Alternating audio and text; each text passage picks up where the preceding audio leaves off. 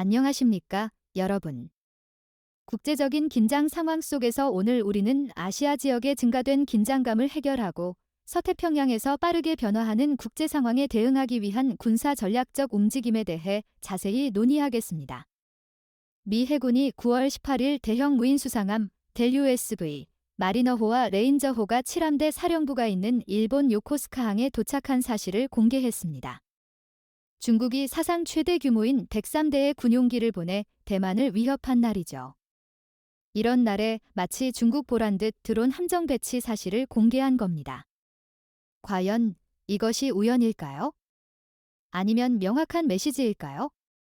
미국은 2018년부터 유령함대 고스트 플리트라는 이름의 드론 함정 개발 프로젝트를 추진했죠. 지금까지 6척의 시제함을 제작했는데 미중 양국이 대치 중인 서태평양 지역에 배치한 건 처음입니다. 지금까지는 미국 연안에서 주로 시험 운항과 훈련을 해왔어요. 드론 함정은 중국 해군을 겨냥해 만들었다고 할 수 있습니다. 미군보다 더 많은 전함을 보유한 중국 해군에 대응하기 위해 건조 비용이 저렴하면서 유인 전투함 수준의 작전 능력을 갖춘 무인 함정을 개발한 거죠. 칠함대 사령부에 드론 함정을 보낸 건 대만 유사시 이 함정을 쓰겠다는 뜻입니다. 중국과 미국은 대만 문제를 중심으로 한 긴장감을 점점 높여가고 있습니다. 유령 함대의 배치는 중국에게 명확한 메시지를 전달하려는 미국의 전략적 의도가 드러납니다. 미국이 개발 중인 드론 함정은 길이 60에서 90m의 배수량 1000에서 2000톤인 LUSV가 주력입니다. 우크라이나 전쟁에서 동원된 드론 함정과는 체급 자체가 다른 기종이죠. 여기에 배수량 500톤가량의 중형 무인 수상함 댐-USV, 길이 16m의 배수량 50톤인 초대형 무인 잠수정 XLUV 등도 개발 중입니다. LUSV는 로키드 마틴의 이지스 전투 시스템을 탑재했다고 해요. 고성능 레이더로 지상과 공중, 해상의 목표를 탐색하고 미사일로 공격하는 전 과정을 수행할 수 있습니다. 전자전 장비와 첩보 장비 등을 탑재해 함대 선두에서 정보를 수집하는 기능도 하죠. 16에서 32개의 수직 발사관을 통해 대함 미사일, 요격 미사일 등도 발사할 수 있습니다. LUSV는 미 해군 스텔스 구축함 주말트와 전투 전대를 구성할 것으로 보여요. 유인 구축함의 지시를 받아 첩보 수집, 목표 탐색, 미사일 발사 등의 임무를 수행하는 겁니다. 미 해군 무인수상함 지휘관인 제러미 달레이 중령은 세 척의 구축함으로 구성된 한 개 수상함 전대에 LUSV 몇 척을 추가하면 3개 수상함 전대를 투입해야 하는 넓은 영역을 커버할 수 있다는 점에서 게임 체인저라고 할 수 있다고 했어요. 대만 문제를 중심으로 한 미중 대립은 국제사회 전반의 안보에 영향을 미칠 것입니다. 한국은 이러한 국제 정세 속에서 중재적 역할을 강화하며 아시아 지역의 평화와 안정을 위한 다양한 대화와 협력의 기회를 모색해야 합니다. 크기는 작지만 기동성이 좋은 MUSV는 잠수함을 탐지하고 추적하는 기능이 탁월하다고 합니다. 시험용으로 시헌터호와 시호크호를 제작해 시험 중이죠. 이 두 척도 칠함대에 배치됐습니다. 초대형 무인 잠수정은 보잉사의 에코 보이저가 시험용으로 채택돼 제작 중이에요. 수중에서 12,000km를 항해합니다.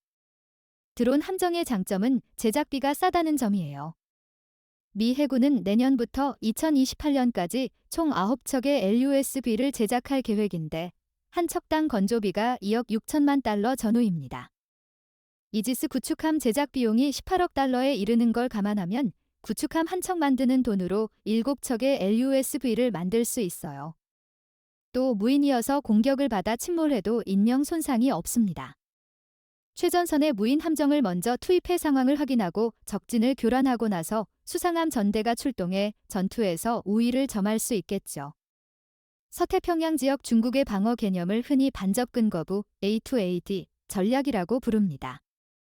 필리핀에서 대만, 오키나와를 거쳐 일본 남부까지 이어지는 제1도련선, 도련선을 긋고 그 안으로 미국 함대가 못 들어오도록 한다는 거죠.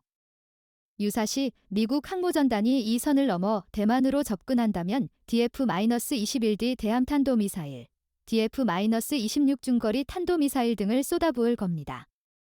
이런 전략에 맞서 미군은 먼저 주말트 스텔스 구축함이 이끄는 드론 함정, 드론 잠수정 부대를 먼저 투입해 대만 해협을 건너오는 중국 함대에 맞대응한다는 구상이에요.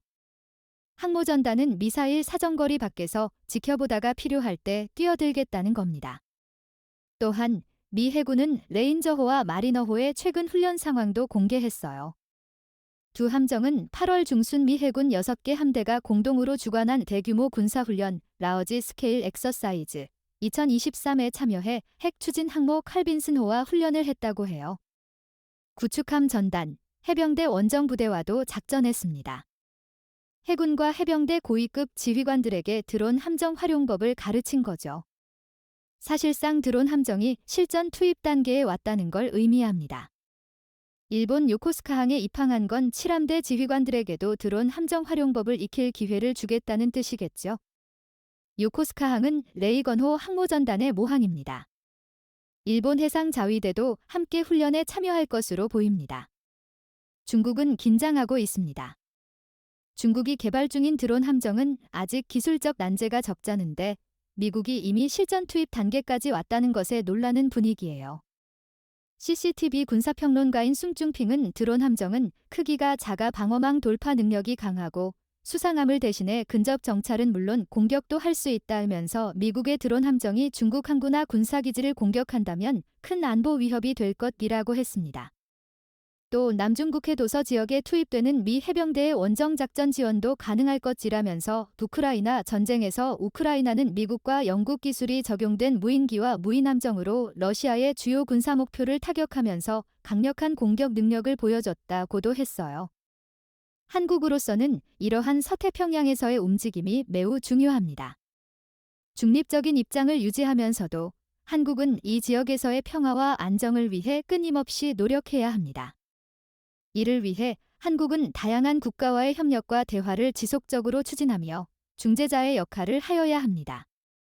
이상 오늘의 국제 뉴스 특보였습니다.